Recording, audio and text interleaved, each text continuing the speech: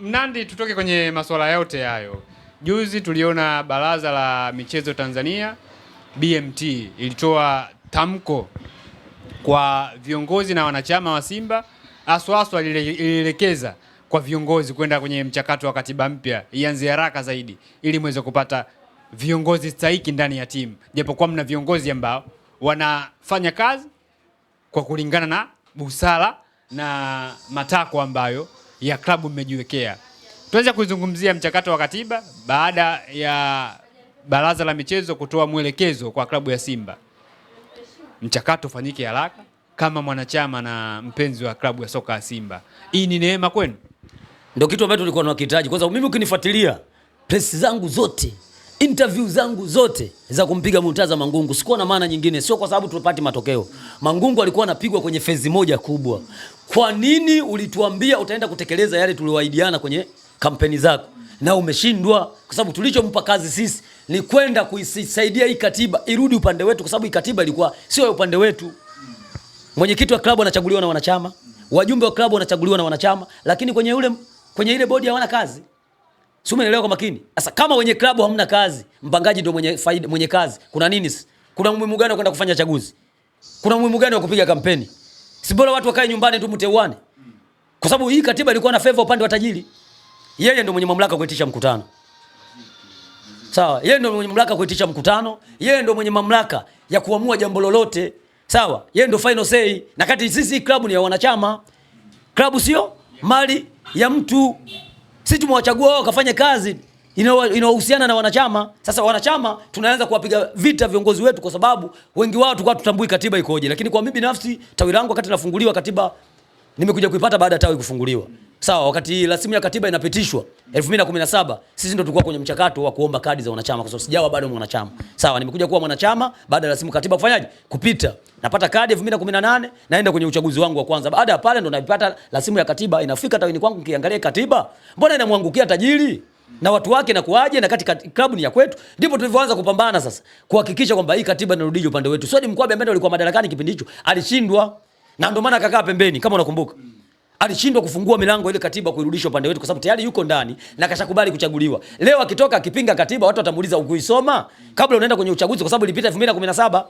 Mbona kipengele kichwa kwa kinambana Swadi Mkwabe? Ndicho mwisho wa picha akaamua kusema familia yangu iko Tanga, haiko hapa Dar es Salaam, kwani wakati anaomba fomu familia yake ilikuwa Gongo la Mboto.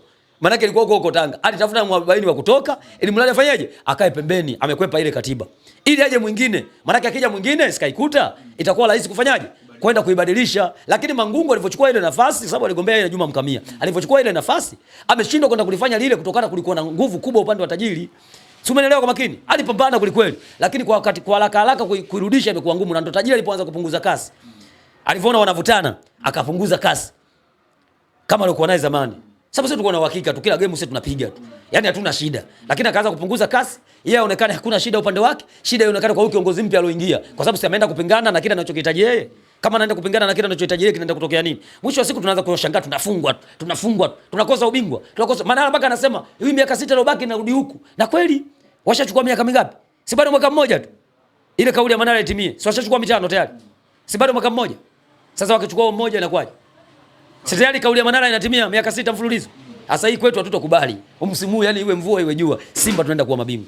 Yaani tutapambana na mfumo mpya uliokuja. Naamini Simba ataenda kuwa bingwa. Kwa hiyo naamini binafsi kuhusu katiba, binafsi kumsikia juzi anatoka dada yule katibu wa BMT kuja kutoa ufafanuzi kwa sababu katiba ashakabidhiwa tayari.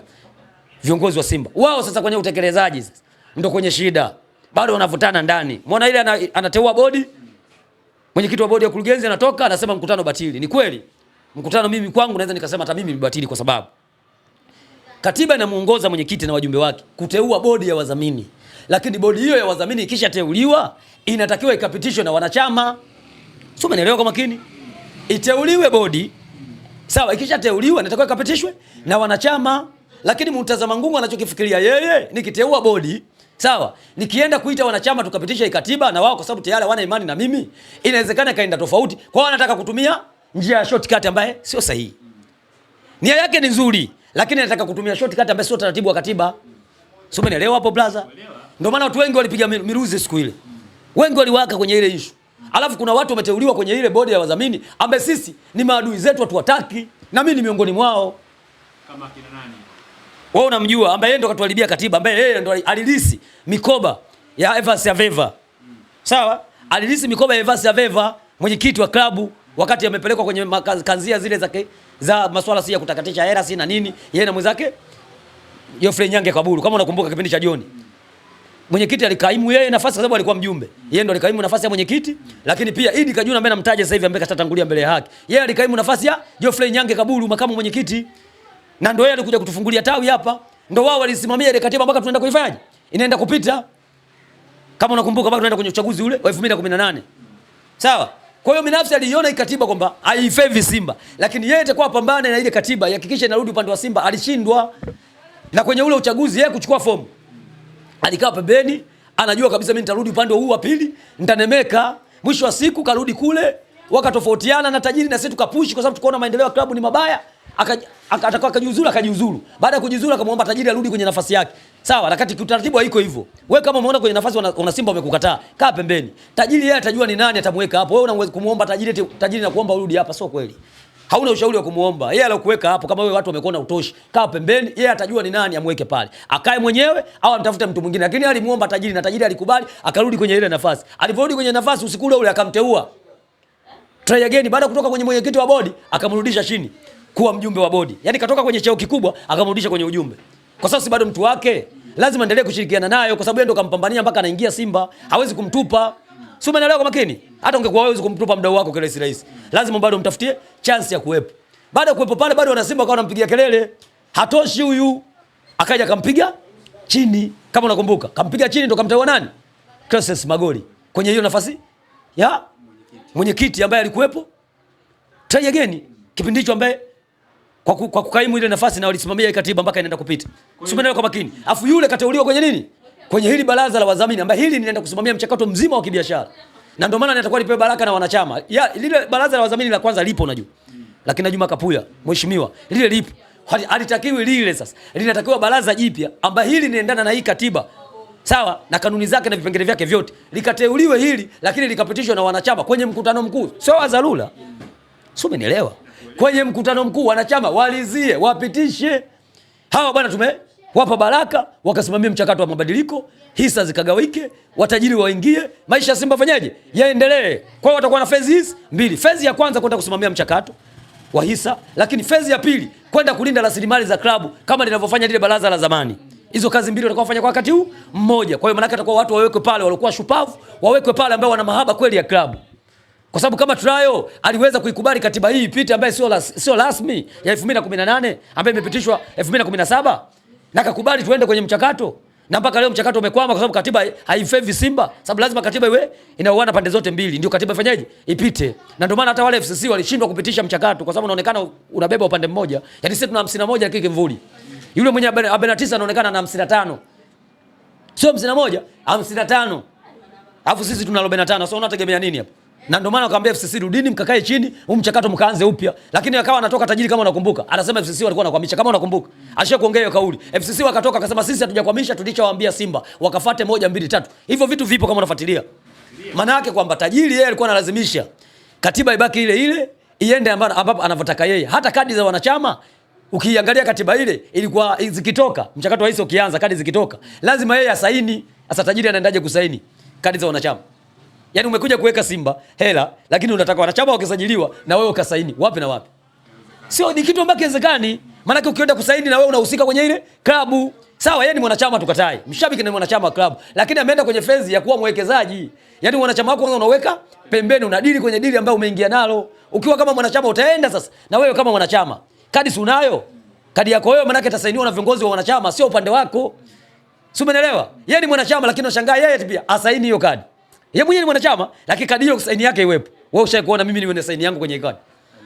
Mimi nina saini ya juu. Saini yangu itakuwepo kama mjumbe. Sawa, ambaye nimeingia, saini yangu ya wanachama. Lakini saini yake inaingia pale kama mwenyekiti wa bodi. Lazima asaini, kwa atakuwa na saini mbili zikisaini pale. Ya kwake kama ya kwake ya wanachama, lakini atasaini kama mwenyekiti wa bodi. Ni kitu ambacho kiwezekani. Kwa hiyo tunashukuru, tumepush kwenye press yetu, tumefanikiwa msajili kututolea katiba yetu mpya. Kwa hiyo Mangungu pia alipambana kuhakikisha kwamba katiba mpya inapatikana. Kiukweli ana mabaya yake, lazima tuseme. Hakuna mwanadamu aliyokamilika. Lakini kwenye issue ya katiba amefanikiwa, katiba imefanyaje? imepatikana, lakini bado kwenye kutekeleza sasa Mangungu na wajumbe wake sidhani kama hawakai pamoja ama vipi. Ni sehemu ya kushauriana na mapema, kwa sababu mshakabidhiwa katiba, sio mpaka watoke tena wao BMT watoe mwongozo upya wakati washatukabidhi. Blaza, ukishapewa mke, baba mke atakupangia jinsi ya kuishi na mkeo? Hapana.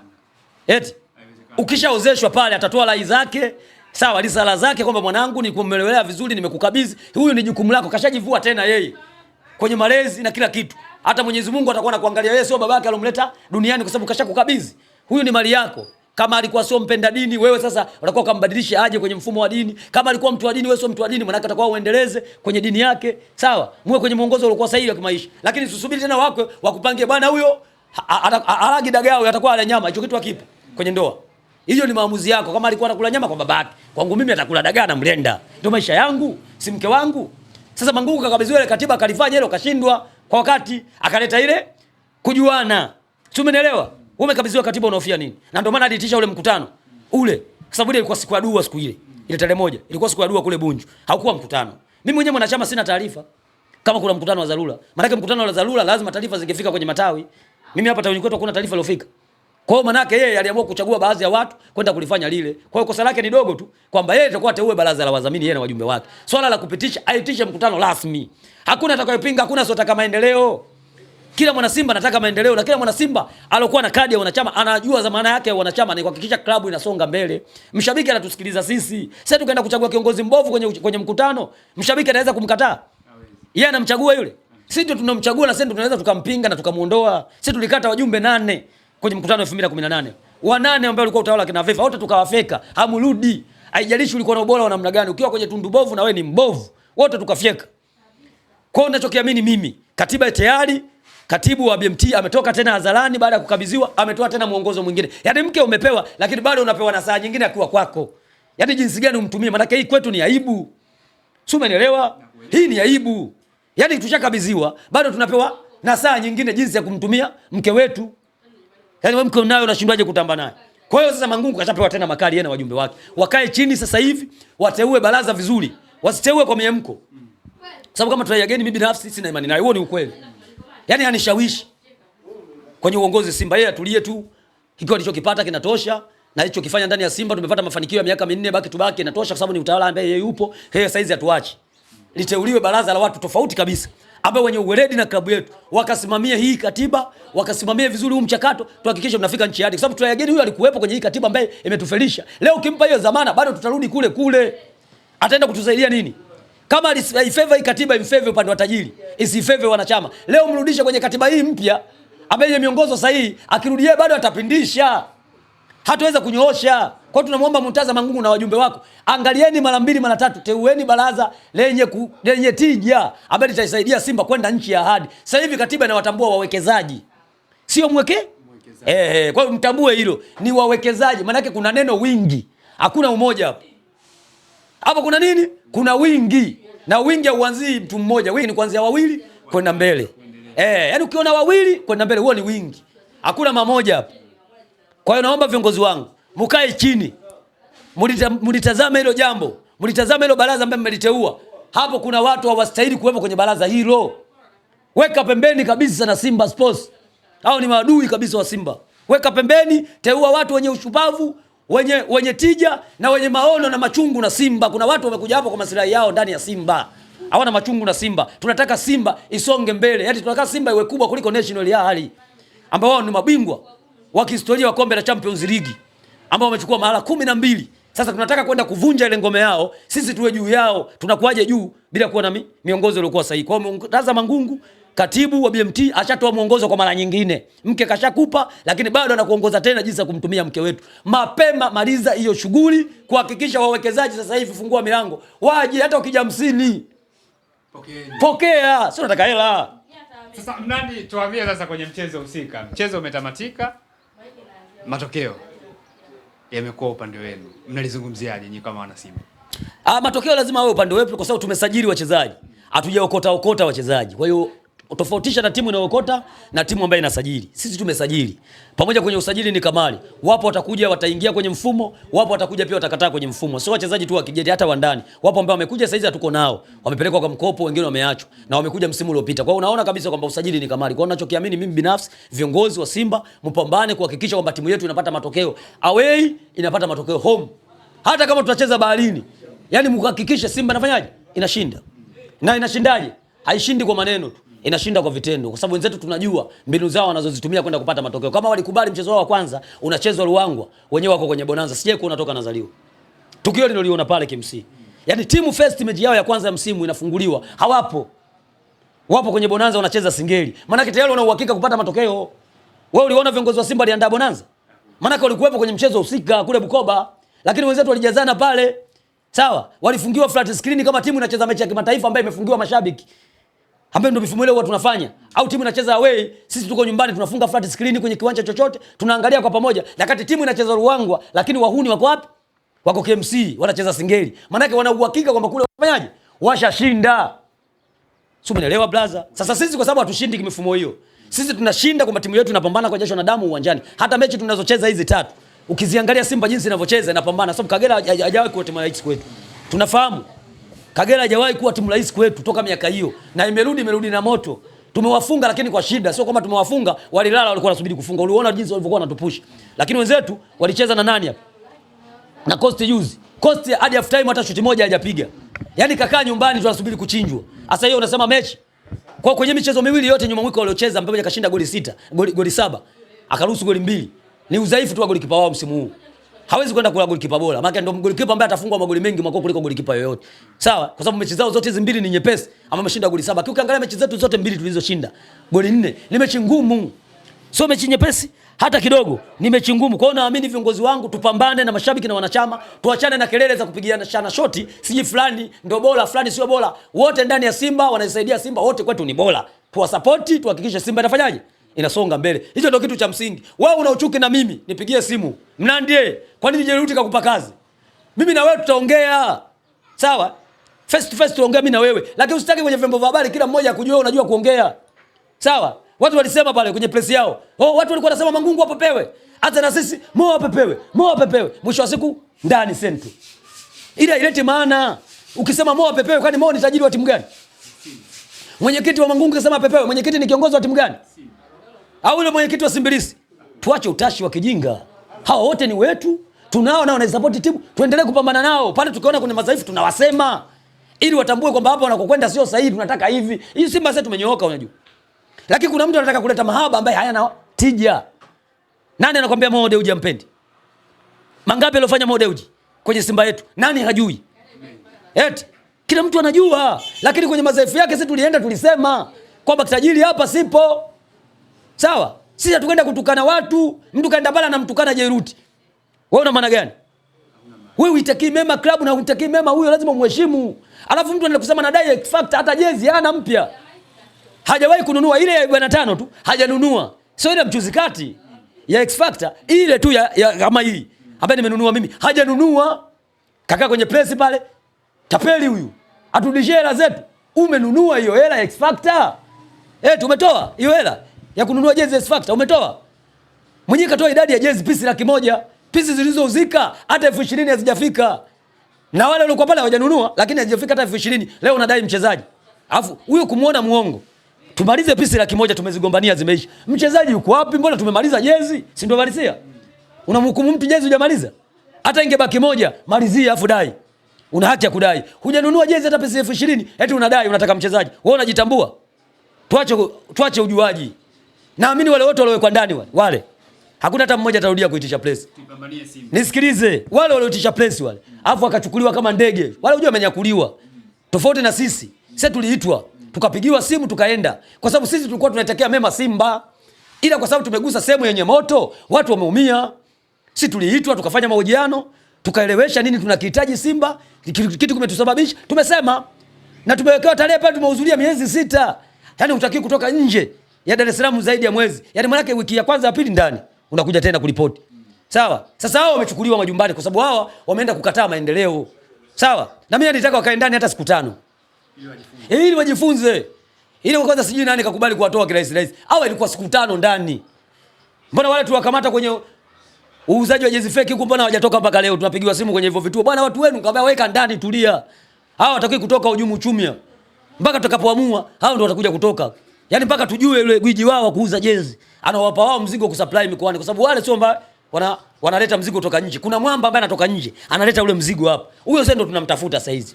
Tukishampata huyo sasa, wale wengine wote tutafanyaje?